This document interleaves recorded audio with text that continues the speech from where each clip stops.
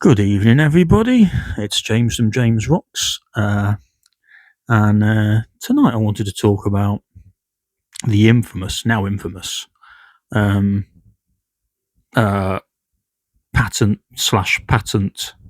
or patent cease and desist letters that Fender, the one of the two giant famous guitar companies that make some of the most famous guitars in the world, including the one we're talking about tonight, the Fender Stratocaster, possibly the most famous, most well-known, even by people who don't play guitar, they'll recognise a Fender Strat, body shape. It's iconic.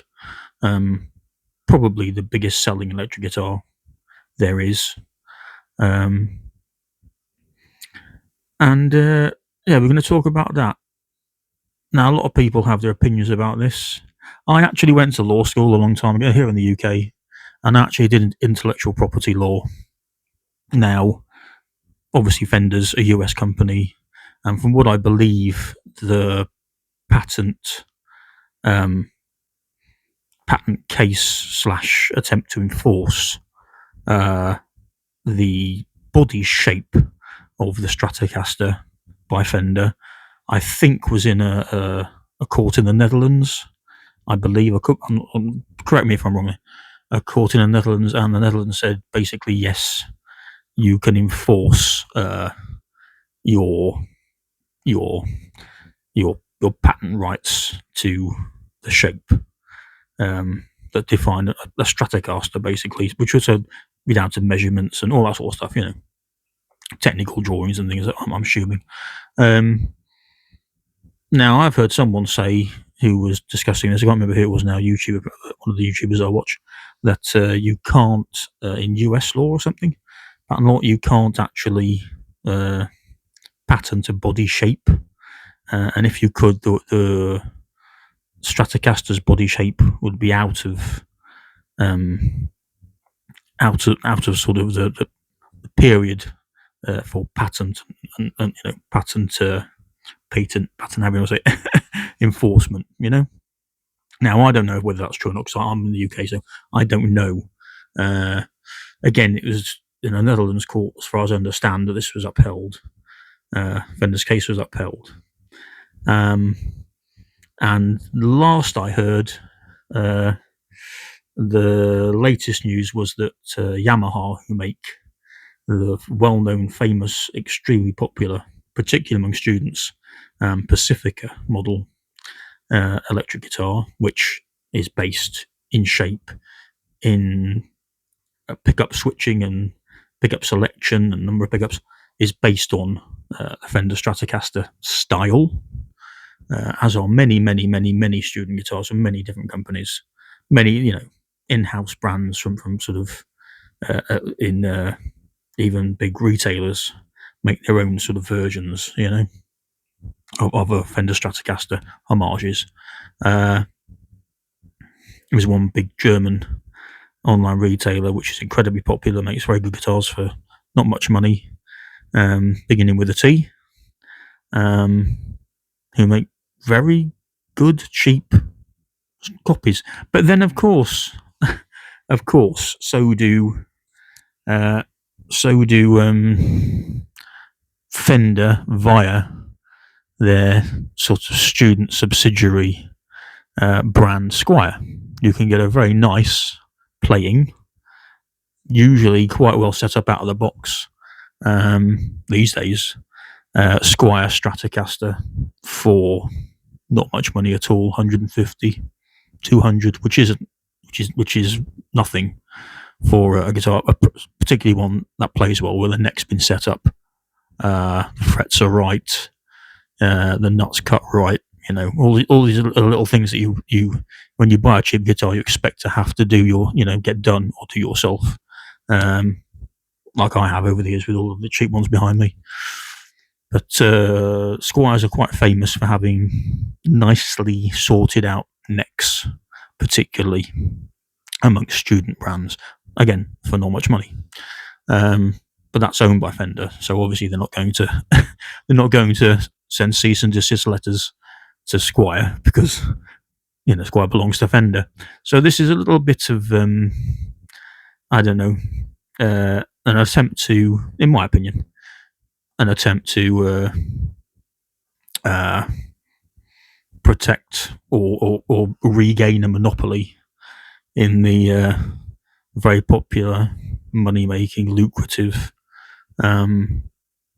Stratocaster buying part of the music instrument market. I can't really see how this is going to be enforced particularly. There are ways around. There are obvious ways around other companies making Stratocaster homage or style guitars, which many other companies already use anyway. So that it can be very similar in shape and style to a Stratocaster, but be different enough that a court, if this companies were taken to court, if they ignored the cease and desists from Fender, would be ruled to be different enough by that court as it not to be applicable to Fender's patent rights, basically. A slightly different shaped horns, longer horns, shorter horns, slightly different sort of dimensions for the body, things like that. So there already are ways around that, which companies already. There's very few companies that make an identical in dimensions Stratocaster copy, because they know they're in tricky water there in the first place. If you look at that, I don't know if you can see that. Let me show you. If you look at that SG style copy, it's all it's like a sort of a melted, half melted, half and half. So that's just, they've modified the body. If you look at this Telecaster style guitar here, it's different because it doesn't have the same shaped body here as a Telecaster. It's different there, and it was different enough to get past all the problems at the time. Now these are Gear for Music, which is a big online retailer in the UK. Here in the UK, these are now old models. They don't sell these models anymore. They've remodeled their models over the last year or so. So you can't get these ones anymore. But the ones I've noticed that they have now, on the whole, are even more different because they probably preempted. They've probably preempted these sorts of things. Possible cease and desists, possible lawsuits, and all of that. But for me, I think the biggest problem is when I certainly started, it was a Strat copy. It was an Encore Strat copy that my dad bought me when I was 16. Like most of us, we start with Strat copies. And Yamaha, who have the cease and desist, they have the well-known, beloved for 20 years or more now, Yamaha Pacifica, which is has long been a favourite of guitar teachers who are brand new guitarists and guitar students. That so they don't cost too much. They're usually very well sorted out, very playable, and good, quality instruments for the price that have had time put into them, basically, by Yamaha. I think that's why Fender have probably targeted them specifically with this cease and desist. So I don't know where that's going to go. I'm going to have to keep an eye on that and the news on that one. But again, there are things that Yamaha can do to the body style and shape to get around it.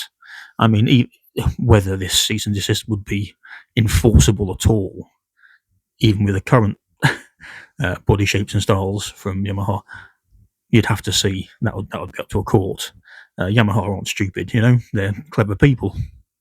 They have their own intellectual property law and legal departments, the sort of people and departments that try and preempt this sort of thing, like most big companies. But let me know what you think. But I do worry about if it is enforced, if the precedent's set and some courts do enforce this, your cease and desist letters. I do worry about getting students, people with that much money, getting hold of decent quality playable guitars um, when they're starting out, you know. But what do you think anyway? I'll see you next time.